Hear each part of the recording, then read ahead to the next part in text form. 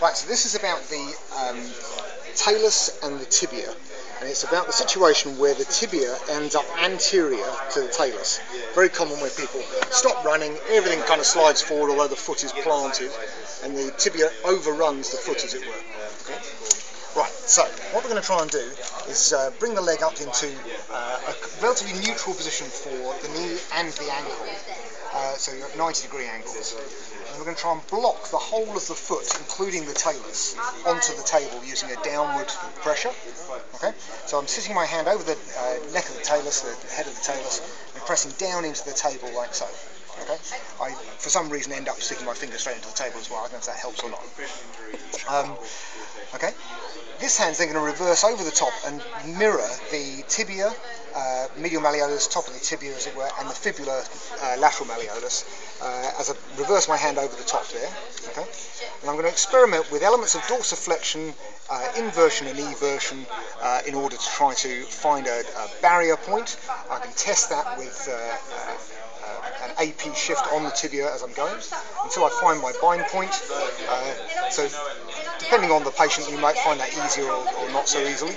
And then the thrust itself is 99% this right hand, but you just need to control how far you're going. So you're not kind of pushing through the table, you just want to create a short, sharp shunt movement with that right hand whilst everything else is stabilised. And if you can do that with sort of dynamic feet and legs and body, then even better. So I kind of keep a straight arm. You see the eyebrows of my patient are still staying roughly where they're supposed to be on the head.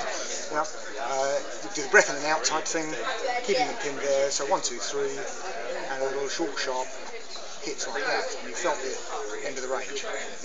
Okay, so I didn't need it. I ended up over pressing it as you felt it go to the end of the range. Okay. So if people have ankle injuries, Soleus and longitudinals and LETs and traction and articulation of the rest of the foot, and one of those, and you start to restore some of that spring in the step literally. and so there was the other ones that were just continuing. So, again, it's about pinning down the rest. So if you can isolate one bit and spin the other bit, that's the knack. So if we talk about talonavicular, okay, same idea in reverse. So this time I'm going to stop the tibia and the talus, so the head and neck of the talus, with one hand and pin it into the table.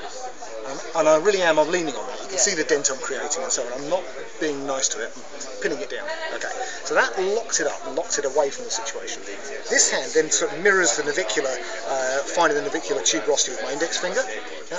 And again, I can experiment with the amount of glide and available movement in that area, maybe introducing elements of abduction or inversion or any other word you fancy applying to feet, basically. So you're trying to find the bind point. Okay? And then finally the thrust is a twisting movement of that navicular. So I don't want to drag on skin if I can help it. I've just felt that I was, so I'm going to try and take a little bit of skin up before I do this movement. I know I'm going to spin that direction. So I'm going to take a little bit of skin up first of all, then pin. Sorry, just get my hands organised. That's it. And then simple snapping movement like that to drop through it. Okay. Yeah, feet can take quite a lot of. Yeah, feet can take down, so you're going to pin the navicular this time and the rest of the foot. Slightly plainer joint. Yeah, it's an ellipsoid kind of a joint. So you might have elements of spin in there, but not too much. That's a bit more of a direct snap.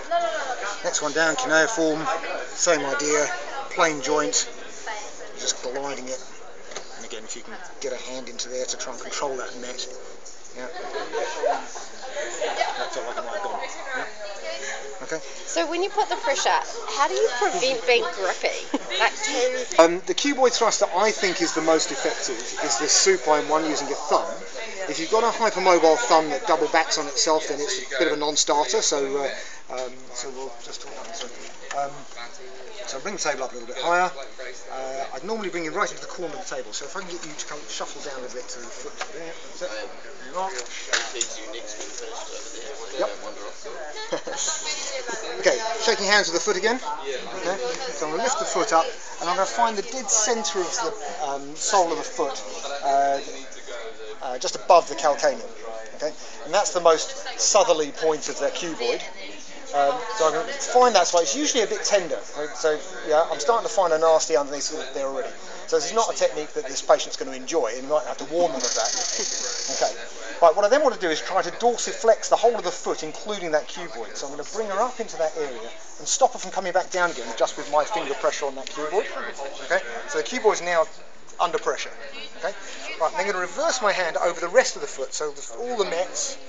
So fifth met and cuneiforms and so on, reverse my hand over there, and keeping my thumb where it is, she's smiling like crazy, and I'm pushing towards Martin's backside over there, so I'm going up at an angle with my thumb, yeah? And I kind of biscuit break the foot over the top of my thumb. Right. Okay? Okay. Yep. So the cuboid effectively is being raised that way. And then you asked us to try it in different positions, didn't you? Yeah. Just to see if we could That's play right. around with that. I'll use the other foot. Is to do exactly that same thing again. So contact point dead centre.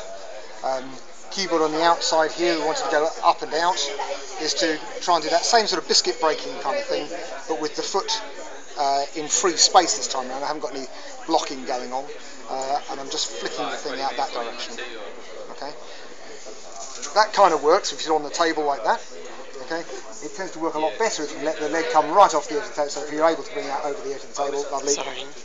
So you've got a little momentum behind it, and you get a little bit of a flick going, and you build up and build up and build up. Oh, yeah, that's quite good. Okay.